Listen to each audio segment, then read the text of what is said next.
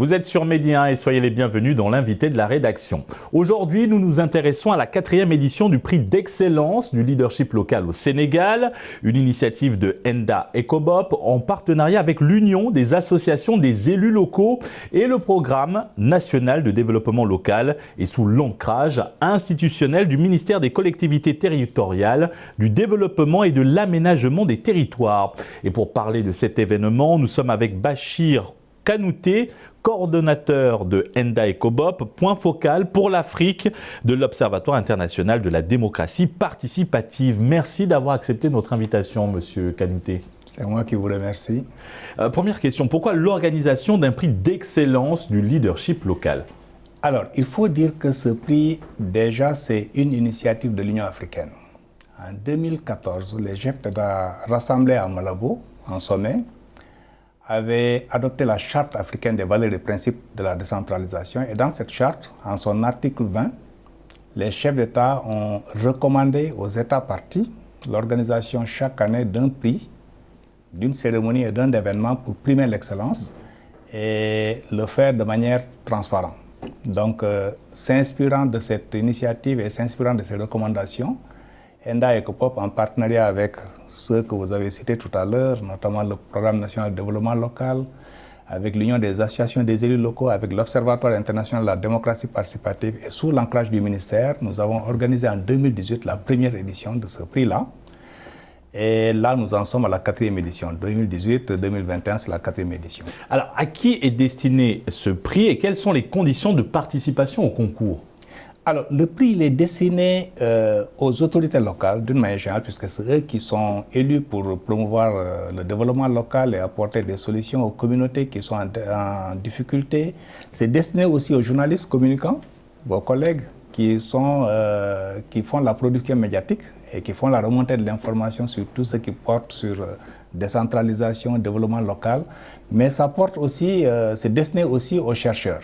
Puisque très souvent, on voit la déconnexion qu'il y a entre le monde de la recherche et le monde social.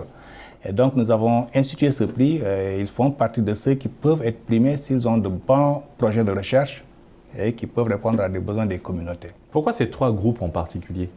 Alors, ces 3 groupes, parce que pour les élus, on le comprend bien, c'est eux qui sont les promoteurs de la décentralisation. Donc, ils sont élus pendant 5 ans et pendant 5 ans, ils peuvent prendre des initiatives du fait qu'ils ont un mandat.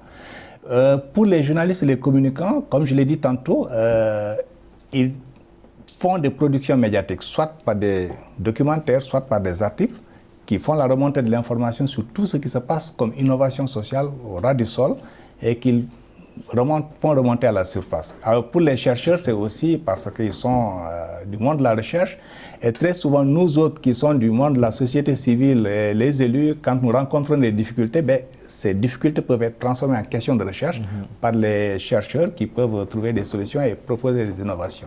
Maintenant, quelle est son importance? Nous parlons du prix d'excellence du leadership local et quels sont les objectifs visés par cette prestigieuse récompense?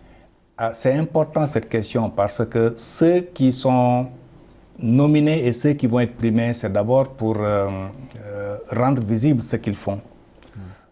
Très souvent en Afrique, un peu partout en Afrique, on s'intéresse plus à ce qui ne marche pas. Vous allez dans les télévisions, vous allez dans les médias, vous allez dans la presse. Très souvent, ce qu'on voit dans les débats, c'est l'Afrique qui ne marche pas. Pour une fois, nous disons non, il faut inverser la tendance. Au ras du sol, dans les communautés les plus reculées, dans les collectivités les plus reculées, dans les régions, dans les départements, il y a des bonnes choses qui se font, il y a des innovations qui se font. Essayons de les montrer en exemple et que ça serve de modèle exactement pour les élus, pour les journalistes, les communicants, mais aussi pour les chercheurs. Quelle est votre définition du leadership local? Alors, le leader local pour nous, c'est un ensemble de compétences et d'aptitudes, de comportements qu'il doit avoir pour promouvoir le développement dans sa communauté. Quand on dit leader, il doit avoir une vision pour son territoire. Ils sont élus pendant 5 ans. Pendant 5 ans, quelle est la vision du développement qu'ils ont? Il doit savoir communiquer cette vision-là. Il doit savoir mettre en œuvre tout un ensemble d'actions pour faciliter le travail de l'équipe qui l'accompagne.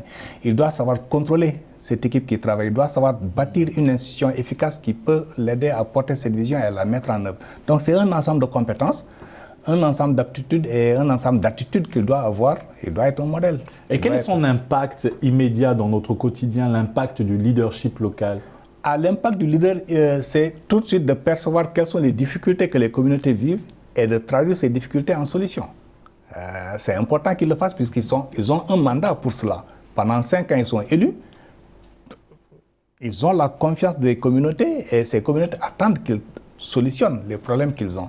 Et donc, pendant 5 ans, ils ont cette aptitude de le faire et de pouvoir apporter des solutions. Et l'impact, il est immédiat, l'impact, il est direct. J'ai l'habitude de dire, quand je passe dans les pays africains, je leur dis, mais le maire, c'est le mur de lamentation des populations en détresse. Quand les populations rencontrent des difficultés, avant de voir le président de la République, ou avant de voir le ministre, c'est le maire d'abord. Et donc, pour toute difficulté ou pour tout problème qu'ils rencontrent, la première personne à laquelle ils vont s'adresser, c'est le maire. Maintenant, quelles sont les différentes activités prévues pour cette 4e édition du prix d'excellence du leadership local? Alors, le prix déjà, c'est 6 catégories pour les autorités locales. La première des catégories, c'est la participation et l'engagement citoyen. Donc, toutes les initiatives, les bonnes pratiques ou les innovations que les maires ont pour faire participer les populations dans la gouvernance. Ça, c'est la première catégorie. La deuxième catégorie, c'est pour la transparence et la redevabilité. Vous savez qu'un peu partout en Afrique, le citoyen se désintéresse de la gouvernance parce qu'exactement, il n'a aucune idée de qu'est-ce qui se fait. Notre ambition avec ce prix, c'est que les maires puissent rendre compte, qu'ils puissent être transparents et qu'ils puissent donner l'information, qu'ils puissent communiquer avec les citoyens. Troisième catégorie, c'est pour la solidarité avec les communautés. Nous sortons de Covid. Ah oui, je dis nous sortons de Covid, j'espère que ça va être effectif. Et cette pandémie a eu beaucoup d'impact sur les communautés. Donc, si nous voyons des initiatives, des bonnes pratiques ou des innovations que les maires ont mis en place pour aider les communautés à sortir de cette pandémie avec tout ce que cela a eu comme impact négatif, nous les primons. La quatrième catégorie, c'est pour l'efficacité et l'efficience budgétaire. Très souvent, ce qu'on observe dans la gouvernance, dans le développement local et dans la décentralisation, une bonne partie des ressources sont orientées vers la prise en charge du fonctionnement au détriment de l'investissement. Pourtant, c'est l'investissement qui permet de prendre en charge la demande sociale. Les besoins en eau, les besoins en éducation, en santé, etc., c'est l'investissement qui peut le prendre en charge. Donc, si nous voyons des innovations que les maires mettent en œuvre pour mobiliser davantage de ressources sur le territoire, mais aussi pour réorienter ces ressources vers les besoins sociaux, nous les prenons en charge. La cinquième catégorie? La cinquième catégorie, c'est pour la territorialisation des politiques publiques et des agendas internationaux. Vous savez, la communauté internationale adopte très souvent des agendas. Il y a l'agenda climat, il y a l'agenda des objectifs de développement durable. Donc, tous ces agendas concourent au bien-être des communautés. Et la sixième catégorie? Et la sixième catégorie, c'est pour l'inclusion, l'égalité et l'équité. Avec les groupes souvent marginalisés, c'est les jeunes, c'est les femmes, comment les impliquer à la gouvernance. Monsieur Kanouté, vous êtes coordonnateur de ENDA ECOBOP. À votre niveau, quelles sont les différentes actions que vous menez dans le domaine du leadership local? Alors, pour son émergence dans le pays? Nous faisons beaucoup de formations déjà. Vous parlez de leadership local, je peux vous annoncer que dans 17 pays d'Afrique, on a déjà conduit des sessions de formation de formateurs pour le leadership local et on a conduit aussi des sessions de formation pour les élus. Nous les appuyons aussi à monter des initiatives, des projets et des programmes qui permettent de développer et de déployer tout le leadership. Et ça, c'est dans plus... Bon, je parle par exemple, nous sommes coordinateurs de l'Observatoire de la démocratie participative. Et là, dans 28 pays d'Afrique, nous sommes en train de conduire des processus pour que les citoyens et les élus puissent participer à la gouvernance. Aujourd'hui, quelles sont les perspectives du prix d'excellence du leadership local au Sénégal? Alors, au Sénégal, c'est d'abord son élargissement. Nous avons fait 3 éditions, 2 en présentiel, 1 édition en numérique, et nous allons aller vers la quatrième édition qui se tiendra cette année.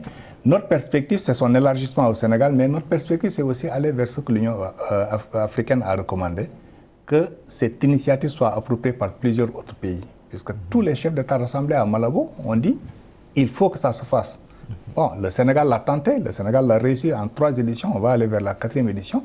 Nous espérons que les autres pays pourront s'en approprier et pourront aussi conduire des processus transparents pour primer l'excellence et la gouvernance. Et dernière question avant de clore cet entretien. Comparé aux éditions précédentes, quelles nouveautés avez-vous prévues cette année pour cette 4e édition du prix d'excellence du leadership local? Alors, cette 4e édition, nous avons ajouté l'innovation de la certification par les citoyens. C'est-à-dire que pour les précédentes éditions, bon, c'était un comité scientifique qui est évalué. Pour cette édition, nous allons donner la parole aux citoyens, qu'ils évaluent eux-mêmes par des mesures de performance, mais aussi par des mesures d'évaluation citoyenne, l'action et le travail des maires et qu'ils puissent donner des notes. Merci Monsieur Bachir Kanouté pour cet éclairage. Nous rappelons que vous êtes coordonnateur de Enda Ecobop, point focal pour l'Afrique, de l'Observatoire international de la démocratie participative. C'est moi qui vous remercie. Et merci à vous d'avoir suivi cette émission. Très bonne suite des programmes sur Média 1.